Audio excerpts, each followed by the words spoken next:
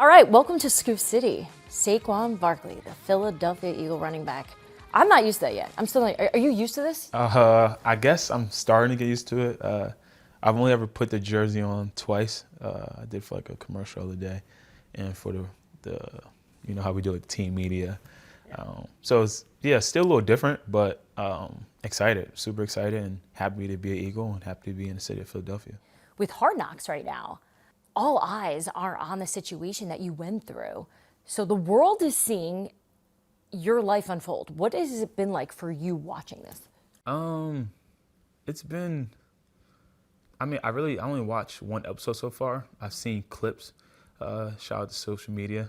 They do a really good job. I only see one episode. I've seen the last episode. I had to watch that one because, like the trailer that came out for this one, like my Twitter were blowing up and it was like, you lied, like we offered you. I guess like the trailer showed Joe like saying the numbers, but I think he said if. So I was just like, I had to like make sure that like I wasn't gonna look like a liar, especially that I went on social media and came out and said that they never offered me. But the episode that I did watch, I think it was cool, it was unique. Obviously I lived it, but I never got to live it in like through those lenses. I never got to see it through those lenses. So I think Hard Knocks did a really good job of showing what the offseason like and showing, free agency. So shout out to Hard Knocks. But it's different. It's like I said, I lived it, but I never got to see it this way. Was shocked. I remember like when the Hard Knocks first came out, the trailer, and announced that the Giants were doing it. I was like, oh, that's pretty dope. But then I was just like, I called my agent. I was like, are we gonna be in this? And then we reached out to Hard Knocks and come to find out, like at the time when they were filming, like I had no idea, but I got to see a couple of stuff previous before it came out. What is it like seeing the New York Giants front office, Joe Shane, Brian Dable, the owner, talking about you? Like I said, I think Hard Knocks did a really good job. It was cool to see it. I feel like I was a real focal point in the Hard Knocks, especially episode 3. But even like the clips, like in real life, to me, like there wasn't a lot of conversations with the Giants this offseason. We talked once after the season, and then the phone call that everyone see that like with me and Joe. That was really like the only 2 conversations I had with them, and then afterwards having conversations when I signed to Philly. So it seems like I'm like super involved in this, but like in reality, like I really. Like to me, it was like I was so focused on all the other stuff that was going on because they really weren't in play. I guess you could say, come to find out, see the reality of it. But yeah, so it was different. It was different to see it from that way because like in real time in my life, it was like it wasn't. It was really like the 3 teams that I had to focus on and end up picking the Eagles. And to see like when you look at Hard Knocks, it's like you make it seem like like this was like a thing that was going on every single day. But it really wasn't. Yeah, so you talked to the Giants at the end of the season, and you didn't really have a lot of communication between then and then the phone call when Joe answers to check in with you to basically say, like, hey, go out, go see what you got out there. Yeah. What did that feel like when he told you that? Yeah, I guess I kind of, a lot of people didn't like how I was on the phone, how I reacted on the phone. What, like your tone? Yeah, I guess my tone, but like if anybody who knows me, like I answer the phone. That's kind of how I talk. Yeah, I mean, at the time, how did I feel about that? At the time, it was like, all right, I was a little fed up a little bit, to be honest, because we talked after the season. Like, they were like, do you still want to be a Giant? I was like, I already said where I want to be, like I said on the phone. All right, and they said, all right, we're going to figure it out. We're going to make it work. We'll talk to your agent. Then they said at the combine, they talked to my agent. They said that, we'll have a deal. We'll have something ready for you. Then come find out they didn't want to send me an offer because they didn't want to be disrespectful or whatever. What Joe said on that episode or that scene. And then the phone call when, it was kind of weird for me, like to be like, it felt like the only way like the Giants wanted me if I was able to go show my worth to someone. Like I was able to go prove that like a team would want to pay me. So like then maybe they would want to pay me. That wasn't like what it was. That's what it was. That was the Yeah. reality. They were basically challenging you to say, hey, this is how we value you. This is what we think of you. Go ahead, go see what's out there. Yeah. And you'll go find out that you're not worth you think you're worth. Yeah, that's, I think you said it perfectly. I didn't necessarily, like, in that moment when they were like, give him an offer, like, give him a chance to match it. Like, that's why I was just like, you already know where I want to be. Like, I said that. And, like, I feel like I kind of, like, didn't want to continue to come off like I'm begging. Like, I already said multiple times, like, where I want to be, that I want to be a Giant for life. But at that point, like, I kind of knew it probably wasn't going to happen, because I was concerned too, knowing where the market. I just got tagged the year before. Obviously, I wasn't getting tagged. Everyone's saying this and that about the running back market. No one truly really knew where it was going to be. But thankful for my agent, Ed, and my team, keeping me cool, calm, collected, saying, don't worry, like, we're going to make this work, we're going to get it right. And then come to find out, when I hit the open market, what I thought would happen, or I believed in myself what would happen, actually happened. I had a lot of teams that were about it, were really sending, true offers and, wanted me to come and play for the team. So then that felt good, because it was like, all right, like, I felt like the Giants thought I was going to go out there and get 9, maybe 8, stretch at 10, and then I'll come back to them, and it's like, all right, well, we got you. If you want to come play at 9, you come play at 9, which I think that truly would have got it done. I think that's just where they valued me at, or Joe valued me at. That's what he had a price point where he was willing to pay, and he wasn't going to go over to it. And kudos to him for sticking to his gut. But yeah, that's how I feel, and I kind of felt like it was like, kind of a little disrespectful, to be honest, because it's kind of like a slap in the face. But you go see what you are worth, and then if you're worth that, we'll see if you're worth it, and maybe we'll match it. So it's like. Whereas you would have liked the Giants to say, hey, we value you. Look what you've done for our offense. Look what kind of locker room guy you are. Look what you do for the brand of the New York Giants, right? If you are in the New York, New Jersey area, your jersey's everywhere. It's Barkley, right? There's very few other big selling jerseys. New York Giants are Saquon Barkley at this point. And for them to say to you that you have to go figure out what your value is, or go test it, because we don't want to overpay you. Did you feel that it was a very one-sided relationship at that moment? Yes and no. Definitely one-sided, but I would say no, because at the same time, like, you got to be mature about the situation, and you got to understand the business side of it. And for 2 years, that's all I've been asking for. Yeah, because I think that's what's interesting about this is, all right, the cameras are on this season, this offseason, but really the issues began the year before. This has been a 2-year process. How different was the year before the year they tagged you? What was that like for you? I think it would have been a little more juicier. I wish it had Hard Knocks that year.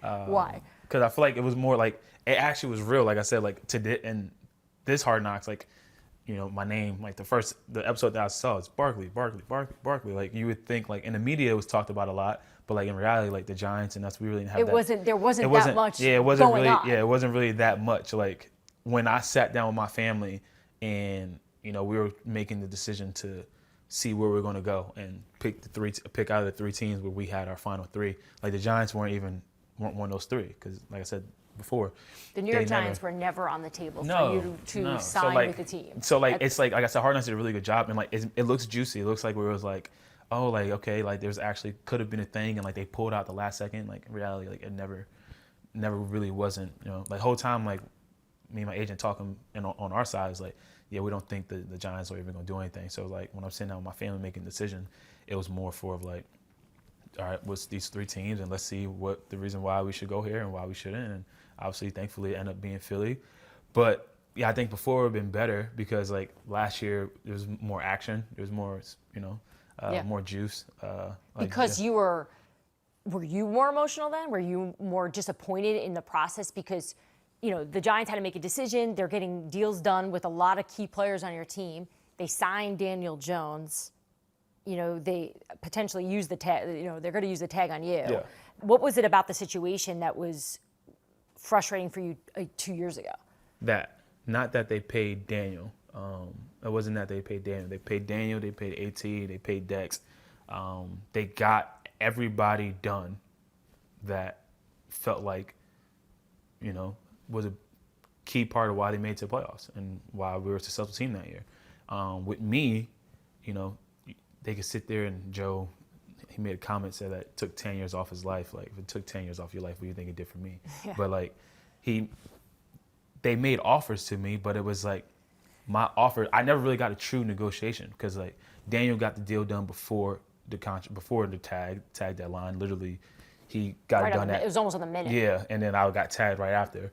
Dex and Andrew got their stuff done, but like it was different. Like they didn't have like to worry about like they can go in there and negotiate. So like for us, like I never feel like we really got a fair negotiation once I got tagged. Like they sent me something before the tag deadline, and didn't agree with it. Felt like the guaranteed money wasn't there. All I asked was like, I'm fine with this contract. Can we just guarantee the first 2 years? They tagged me, and I was like, I already know how this is going to go. They said, listen, sit down. Joe was like, I'll talk to the ownership, this and that third, we'll get back to you. And then crickets. It was like, all right. And then after that, like, it kind of was like, I didn't like because I get the business, but it's like they have the tag, right? So when they tag me now, they have all the leverage. And it's just like, all right, I get you have all the leverage, and you should do this, like you're doing your job. But at the end of the day, like, can I get some respect too? Like, just, can we get this thing going? Like, can we find a way, like the same way how you found a way to get DJ done, how you get Dex done and Andrew done, could we have found a way to get me done? But that's in the past. I don't really care about that because ultimately, like, I got tagged, played for the 10 mil, and then I end up getting more money. Like, I end up, like, that's why at the time, it seemed like it was a disaster, and I'm like, oh man, like I gotta do this. But in reality, like, I bet on myself, and I came out on top in that scenario. How do you look back at your time with Joe Schoen as the general manager in terms of his decision making and how he handled business with you? Yeah, I think it depends how you want to look at it, and I choose to take like I said, I get it. It's a mature route. I get the business. I don't truly. Do you wish they just were more open with you about how they were going to do this? No, because like I said, like this season, it makes it look like it's so much more involved than it actually was. It really wasn't. It was a quick breakup. Yeah, it really wasn't like that at all. But like even before, like, obviously Ed's my agent now, but when Ken was my agent, like we never got the sense that he truly valued my position, and that's okay. Like I'm fine with that because I don't believe like I said, you could take it. It depends how you look at it. Like if I take it more of like the business side, like the New York Football Giants, and actually how you see it, like how they did like the Texas Hold'em, which like I said, I think Hardness did a really good job. And you stir up the pot and you see that they got to get the offensive lineman and this, and it's like, all right, looking at the New York Giants, like is it more important to go out there and get 3 offensive linemen or spend that money or get 1 or maybe 2 and just try to spend it on Saquon? It's what you want, what you value as your team. Like I don't think the New York Giants are San Fran, Philly, Houston, or some of these teams where they might be a running back away or they might be one key player away from making it to the next step. And if that's what they believed in and they chose to do that, then I'm fine with that. And all I asked was for me to get my opportunity to go able and get the most money that I'm able to, like, go get the most money that I can possibly get. And they gave me that. So, like, people could see it, like, was I salty about it, this and that third? Like, when they told me that they weren't going to tag me, I was like, you know what, that's the only thing I asked. Because last year when they tagged me, I knew exactly how it was going to play out. The conversations, the tone in the conversation changed. Like, they had me. Because it really was like, we can offer you whatever you want, and either you take it or you go play on this one-year deal. Or don't show up and just miss out on $10 million. And, like, no one's going to, in the right mind, is going to just should not show up and take the money. So when you go out and you get those offers and you go back to New York and you guys let them know, like, this is what we have on the table, and they say, we're out, we're done. And the reality set in that you're not going to be a New York Giant, the team that drafted you. You've said over and over in almost every media availability that you had that you want to be a New York Giant forever. What did it feel for you personally, knowing that your days with New York were really over? Yeah, like, it's not, it was over after that phone call, in my opinion.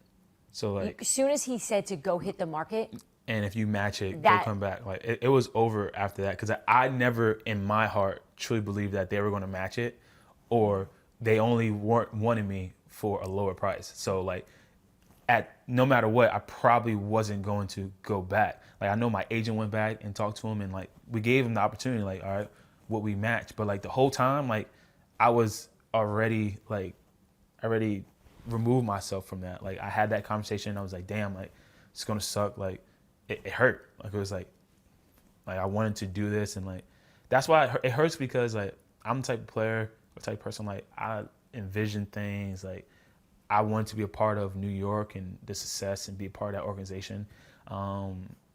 And I'm happy that I was. So like it was like, damn, okay, it's coming to an end. But at the end of the day, it was like, I'm not retiring. Like my career wasn't over. Like I still have a lot ball left. So it was like, all right, you put that chapter aside and you think for that chapter, and then you move on. But like I said, the Hard Knocks makes it look like it was more interesting than it actually was. Yeah. But like it was, like my agent went back, but like I don't even know if my agent he probably came back and told me that they're out. But like it was so like.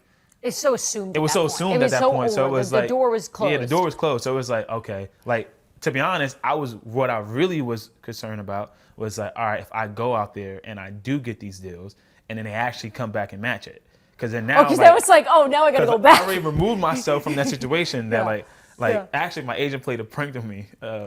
He played a prank on me. He was like, basically the number I had, he was like, they matched it. They even went better. And like I dropped the phone, and I was like, oh my gosh. I was like, oh my God. And like he was just like laughing. It was like a joke, because he was like, no, like they're out. Like that was like the actual time when they said they're out. They were like, no, like boom, boom, boom, boom, and we just started focusing on the new. All right, so then they test you in a way, and they push you out to go see what's out there. And then you have offers from 3 different teams that are showing strong interest, that are paying you way above what they thought you were worth.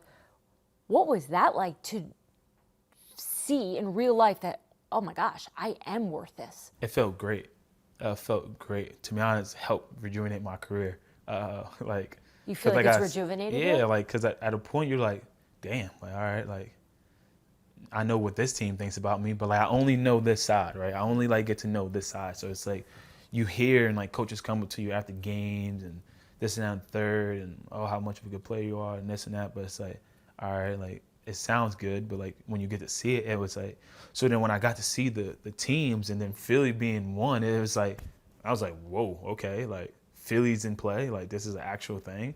And I'm not gonna speak on the other teams, like, which I'm thankful for, for them too. But so like when it was Philly, I was like, all right, and then you go out there. You say Philly, but this isn't Chicago. This isn't Houston. This is the Philadelphia Eagles. This is a team that is the Giants' nemesis. You're from the Bronx. You grew up in Pennsylvania. You went to Penn State.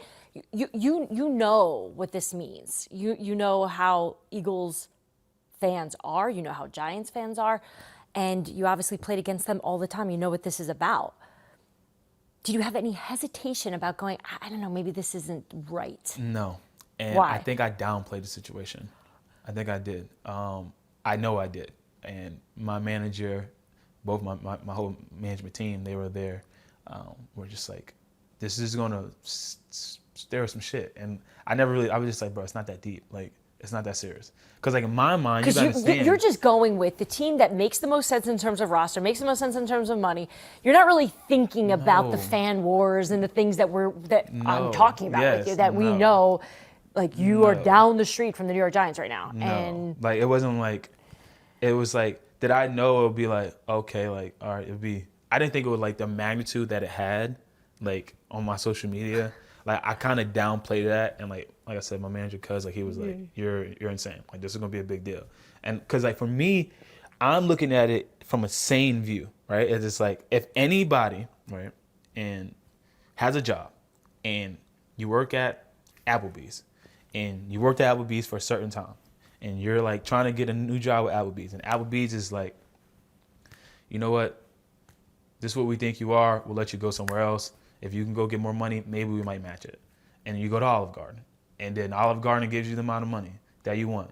And I don't even know if Applebee's and Olive Garden actually like, I was just thinking of 2 restaurants.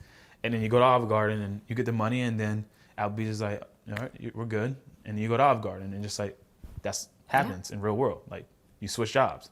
So like for me, it was like, all right, this is what it is. Like, yep. people will get it. People understand. But fanatics, like fans, like, no, it wasn't like that. It was like, you're a traitor. Saquon, I said that one's hilarious. I've seen Saquon? Oh man, like That's I'm talking a about good one. Like I'm able to like see stuff and like I love life. Like I can laugh at stuff. You have to. Yes, I can laugh at, and like there's like one meme, or not a meme, like someone had me in an Eagles jersey and 2'6", and I was like built as a snake. Like it was hilarious. Like So, your head was the snake. yes. It was like a viper. Yes, I was like a snake, and it was like Saquon. People were like saying, "I'm worse than KD." I was sitting there, I was like, "Wow!" I was like, "Is that deep?" I think when mean Twitter goes so mean that it becomes funny, Yeah. that's when I love it. Yes. But at the same time, it's Yeah. still you, and you understand why you made the decisions you made. Yeah. What was some of the reaction you were getting when the word got out that you were a Philadelphia Eagle and you were leaving New York? Yeah, I was getting a lot of love from Philly, a lot of love from Philly, a lot of hate, a lot of hate from New York. But it's only on Twitter. It's only on Twitter. Any Giant fan that I've ever met in person, it's always love. Like they say literally the same thing. They say thank you for the last 6 years. Like you're awesome to watch. You gave your all, but I can't root for you for those. I can't root for you for those 2 weeks. And I go, hey, I respect that. I do think though, I let the reaction kind of mess up. Like I had like a goodbye video to the Giants fans. Like I don't think I handled that situation right at all. Why? I just kind of just like, I forgot what I said, like thank you when I play like a blue heart. But like reality was like not people, but some people get the scoop of where you're going to go, or the inkling of where you're going to go, and they post your stuff. And I wanted to be the one to announce that I'm the one going to Philadelphia. Like I'm going to Philly. I want to announce it. So like I just put like the Eagles emojis, like the two flying Eagles emojis, and I said like a quick thank you to the Giants fans. But I actually had like a legit response, like a goodbye, and I let the hate on Twitter like kind of take me away from that. And like that was just like really immature of me. And like that's the one thing of that whole process that I kind of regret, because like Giants fans still, I mean, I know a lot of them hate me or whatever, but like, since I did that, I got drafted. I got a lot of love. I've seen a lot of people in my jersey. I try to spend as much time as I can with them, show respect, because they showed me a lot of respect. So I think I could have definitely said goodbye in a better way. Just being naive and immature and not even thinking that it really mattered that much.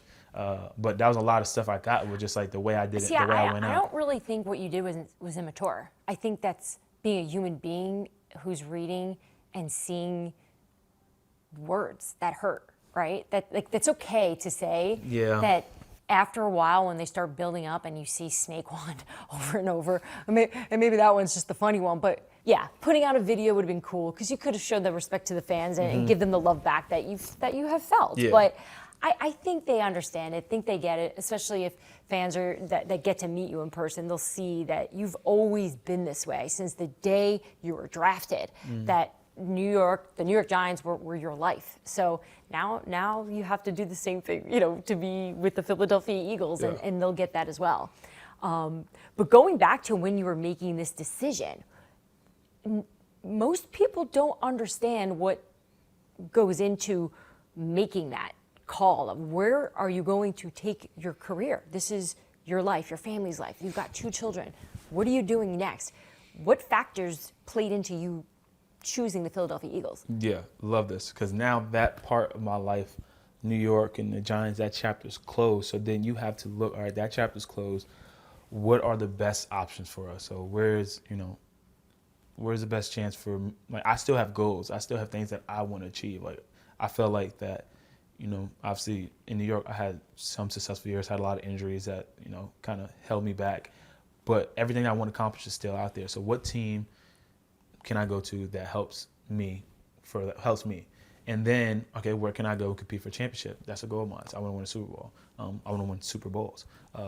Okay, all right, home. All right, how far do we want to travel? Can we stay close to home? All right, let's think of our family. Me and Anna, we're both from Pennsylvania.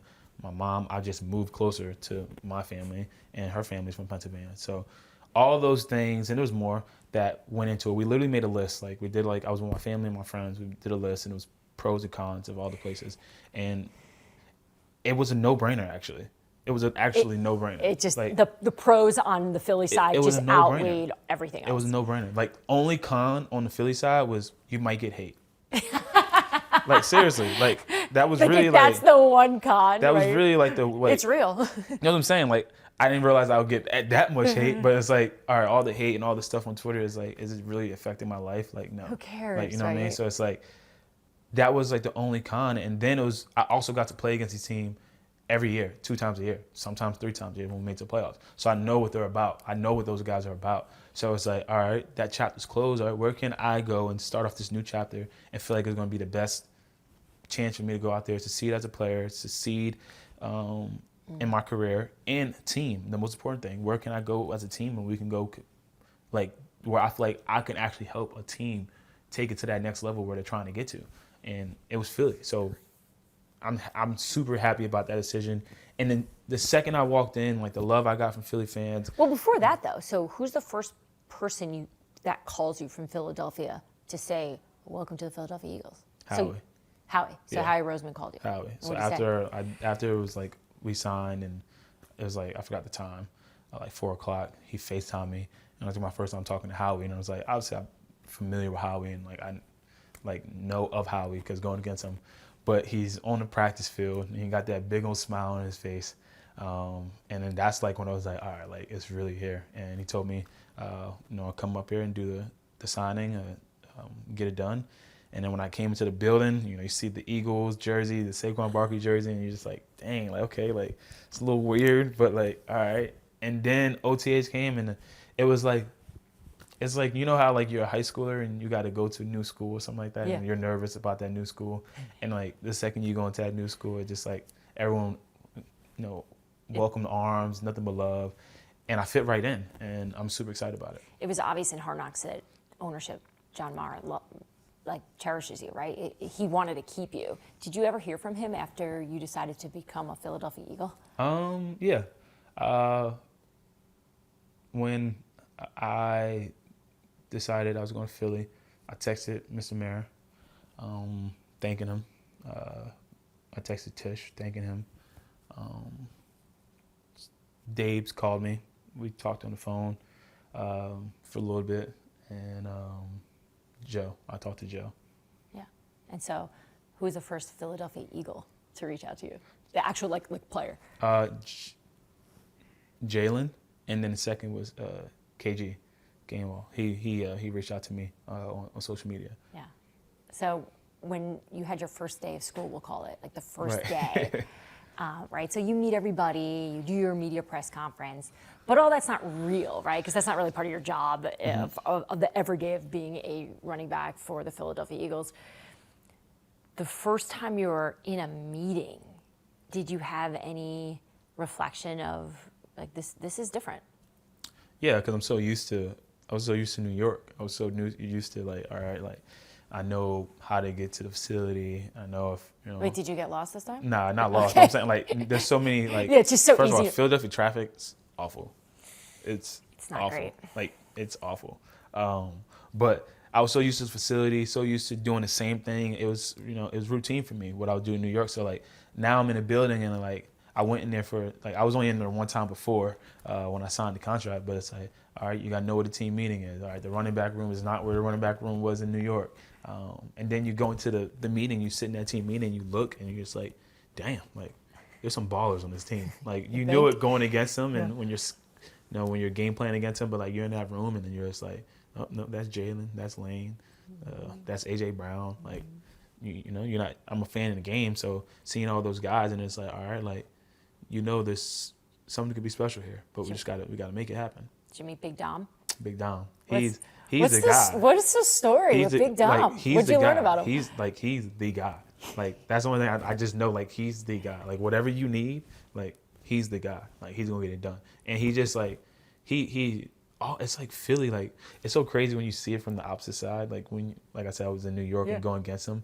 Like you just like got a different viewpoint of everybody. But then, Well, what did you think of them compared to like what the reality is? Like, you saw them as what? Like what was Philadelphia when you were a New York Giant? Crazy. But they're still crazy, but in a different way. Like it was more of like when you're on the Giant side, you're like, oh, these motherfuckers are insane. Yeah. But like in this side, you're like, oh no, it's like they bleed this. Like this is Philly. Like this is like it's Eagles, Flyers, Philly. Like they bleed this. Like we lose on Sunday, like they having a bad week. Like if it impacts their week. Like Philly fans and even like Nick, like when Nick, I remember, playing him in the playoffs and like you see him across the sideline and like he's doing all this stuff like that and like we on that side, you're just like, oh man, like I know I would never stand that guy. And then like I'm in meetings with him and he's the head coach and I'm sitting and talking to him and now me and him are like this, like we're locked in and it's like same thing with Jalen, same thing with all those guys. So it's like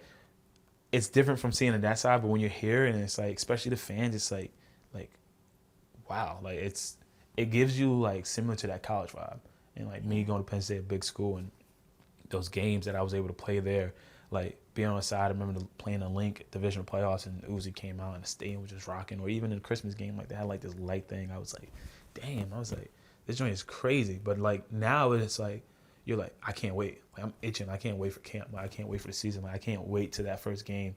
Obviously, our first game is in Brazil, which is gonna be pretty cool. Yeah. But the first time in the Link, like scoring a touchdown in there, like feeling that atmosphere, like knowing like how passionate this team is, like knowing they're all about you going out there, giving your best, winning, playing tough, playing hard, and like just buying into that culture. Like that's what I'm really looking forward to doing. Have you thought about how you would feel, how you would celebrate if you scored a touchdown at MetLife?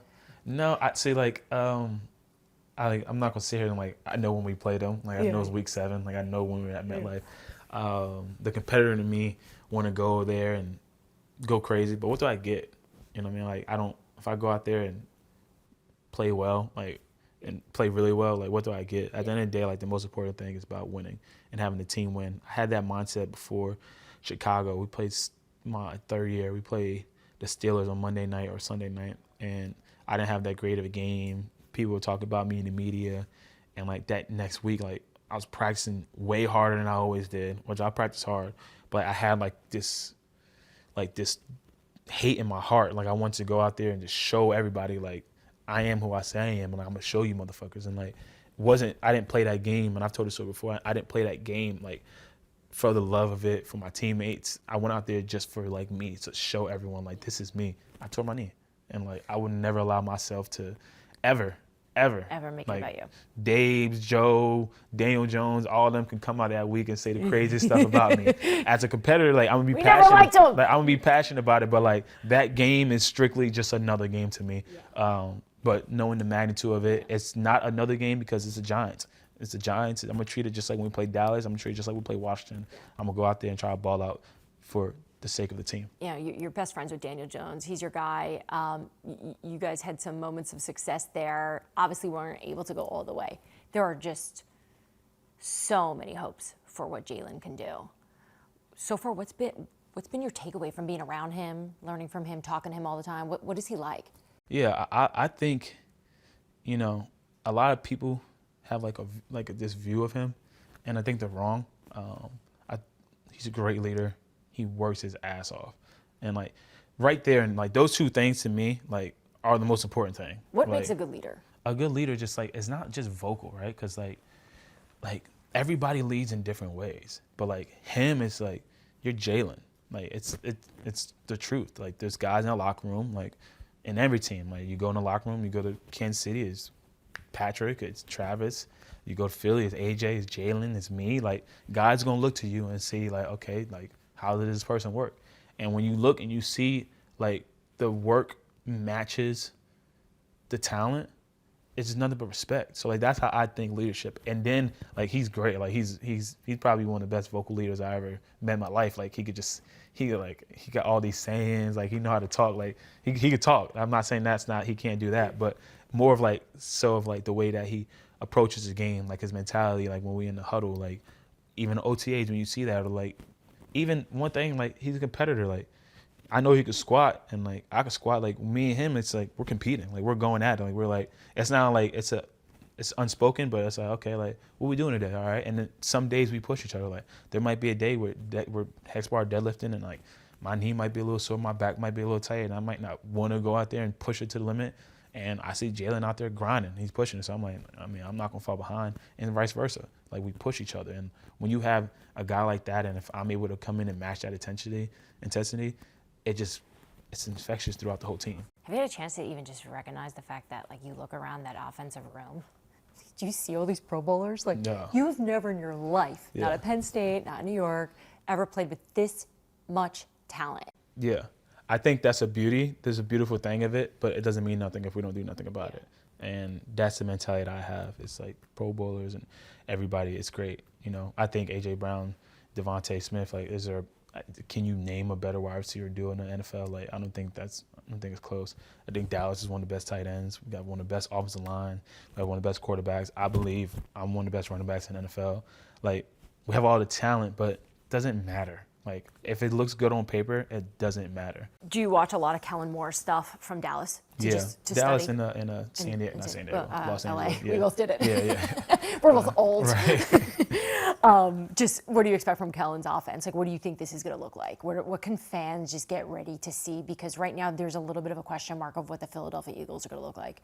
I don't think we know either, to be completely honest. Like, we had OTAs in 3 weeks of doing it. Like, we got to build our identity now. And that's what happens when you get on Tuesday. We build our identity. When you come out, like, everybody, offenses is pretty much the same in the NFL. But it's like everybody got their different identity. And whatever our identity is going to be, which no one knows, that's what we got to figure out in camp. Like, what do we do that we're really good, whether it's in the run game, whether it's in pass game? What do we struggle with? Like, how can we attack defenses? And then when you get a more of a true understanding and respect of it when you start game planning against teams. Right now in OTAs, you're not on that level. You're just really, like I said, building from the ground up, building a foundation and what our identity of offense is going to be. And same thing on the defensive side with Vic and the boys. How annoyed are you that Jason Kelce retired? I tried. I tried. Yeah, I tried. I think. I think that door is definitely closed. But there's beauty in it. Like I said, like, I'm never gonna be able to play with Jason Kelce, but Cam is a hell of a player, and he's young, he's athletic, he's smart, and it's his time, and it's gonna force other guys on the offensive line to step up too. It's gonna force all of us to step up because you're missing a lot with Jason from all the stories that I've heard from the outside looking in. Just toughness, leadership qualities, and it's a challenge. It's a challenge for all of us that I think Cam and all the guys on the offensive line are, more than ready. And I think as a team, I think, like, there's a lot of hype around us this year, but I'm really happy where we are, and I'm really excited for starting on Tuesday and just, hopefully a beautiful story. My podcast is called Scoop City. Come on, weigh in. Got any scoop for us? Scoops? Do I have any scoop? I don't got no scoop. No scoop? I don't got no scoop. I think more players have shared with me. They don't have scoop to give me, but they've got scoop on the wrong scoop about them. Right. Like false narratives about them, things that people have said about you that aren't true. I could probably do a whole show on the lies about who Saquon Barkley is compared to. Trust me. Have you had any interactions with Philadelphia fans since you live in Pennsylvania now and you've obviously been going over to the NovaCare Center? Have you anything that stands out where you're like, wow, that was wild or that's cool? Or? Nothing really crazy with Philly fans yet. I'll just, I golf a lot. I'll get a Go Birds loud, like I'm on golf courses, and golf course is supposed to be quiet, respectful. But they will wait though. I'll hit my golf shot, whether it's really good or really bad. They will wait, and then I'll hit after the golf shot, and it's like Go Birds, yeah, as loud as you can. Well, I can tell you, I'm on a couple group chats with Eagles fans, and I've seen photos of you golfing. So yeah, right. It's creepy, but they love you. They're happy to have you. We are happy to have you on Scoop City. Thank you for inviting us into your home and hanging out with us, and we wish you all the luck in the world. Thank you. Appreciate you. Thanks for tuning into Scoop City. If you want to hear more, make sure you like and subscribe. We drop our new episodes every Tuesday and Friday.